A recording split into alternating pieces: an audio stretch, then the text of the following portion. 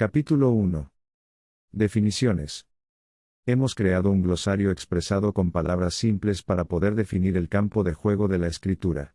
Trataré de ser lo menos rimbombante o complicado posible, ya que si el tema y sus términos son sencillos de entender, muchas más personas se beneficiarán. Es necesario, que antes de pasar al segundo capítulo de este libro, leas cada definición, y te asegures de que la comprendes. Puedes usar diccionarios adicionales si es necesario. Conforme avances en el libro podrás regresar a las definiciones para revisarlas de forma más profunda, ya que las necesitarás en todo el trayecto. La primera definición se refiere a tu papel como escritor. Así que démosle una definición que podamos usar.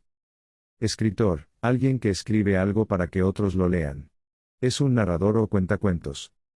Si sus escritos, ideas y conceptos logran envolver a la mayoría de sus lectores, el escritor estará cumpliendo su función, y estará transmitiendo algo de sí mismo, logrando un efecto de algún tipo. Solo entonces yo lo consideraría un verdadero escritor. Cuando ves a un escritor que escribe pero nadie lee, él se asemejaría a una persona indigente que habla sola por las calles. Seguramente has escuchado esas frases para alabar a un escritor, diciendo, tiene una prosa excelente, o algo así. ¿Y qué es esta palabra, prosa? Es importante que le demos una definición útil, así que te presento una definición que puedas usar en lo que escribes. Prosa, el término se refiere a escribir en la forma natural en que usamos el lenguaje para hablar con otros. Ojo, esto nos sugiere de inmediato que hay diferentes tipos de prosa en nuestro ambiente presente. Un ejemplo de ello sería observar cómo se comunican en una zona de la ciudad, el mercado o la central de abastos. Una gran mayoría de las personas de estos lugares usarán un lenguaje ligeramente diferente a las personas de otra zona. Es común que en los mercados se utilicen muchas groserías sin ninguna maldad. Esa sería la prosa de estos lugares, y si tú intentaras comunicarte con ellos, o escribir para ellos, podrías usar este lenguaje, lo cual probablemente, sería muy bien recibido por la mayoría, si es que tu mensaje tiene algo interesante. Algo como, órale güey. O, chíngale otro ratito, serían algunas de muchas frases comunes.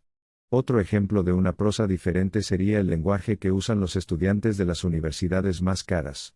En su prosa, verías que hay modismos, que al paso de los años han acuñado, las palabras por sí mismas no muestran ese significado. En esta prosa el uso de los anglicismos predominará en sus frases. Un ejemplo sencillo de esta prosa la podemos ver cuando una joven le dice a otra, oye güey, ¿vas a Houston de shopping, o a un check-up? Lo que quiere decir, oye chica, ¿vas a ir a Houston de compras o a que te hagan un chequeo médico? Otra frase usando esta prosa sería, eso está por default. Lo que quiere decir, viene predeterminado o eso se da por hecho. Otra clase de prosa sería la de los jóvenes de clase media. Un chavo de secundaria le dice al otro, ¿vas a ir al antro del centro? Ahí hay unos postrecitos deliciosos. Lo que quiere decir, ¿vas a ir a la discoteca? Ahí hay chicas muy guapas. Otra prosa muy diferente sería la que utilizan las clases de alta sociedad. Un caballero le dice al mayordomo, ¿podrías hacerme el favor de informarle a la señorita que ya nos vamos a disponer para comer? La prosa también varía de acuerdo al tiempo. Hace años nuestros abuelos no hablaban como lo hacemos nosotros.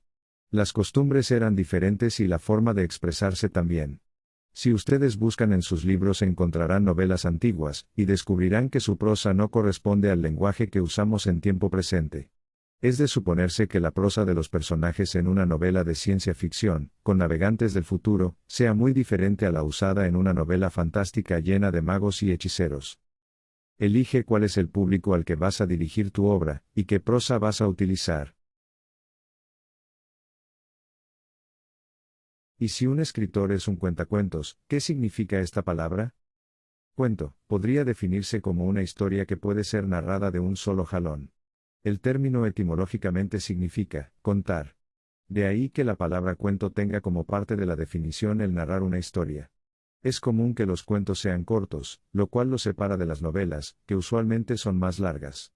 Parte de la definición típica del cuento, es que contiene un embuste o enredo y una parte culminante o desenlace, donde el autor plantea una solución o moraleja. No es una regla que los cuentos terminen de manera feliz, hay que definirlos como una historia, en donde el autor plantea un problema u obstáculo, tiene un breve desarrollo y un desenlace. Usualmente los cuentos tienen que ver con asuntos fantásticos o de gran imaginación, pero tampoco es una regla que tengan que tener estos elementos. El cuento puede tener una misión de tipo moralista, fatalista, idealista, o con otro fin, pero la decisión le pertenece al escritor. Lo que es muy común, pero que tampoco es una regla, es que el cuento tenga solamente un personaje principal. La extensión común del cuento podría variar de unos cuantos miles de palabras, hasta los límites de la novela corta, donde tendríamos entre 40.000 y 60.000 palabras. Pero más que el número de palabras, hay que recordar que un cuento debería poder leerse o contarse en una sola exposición.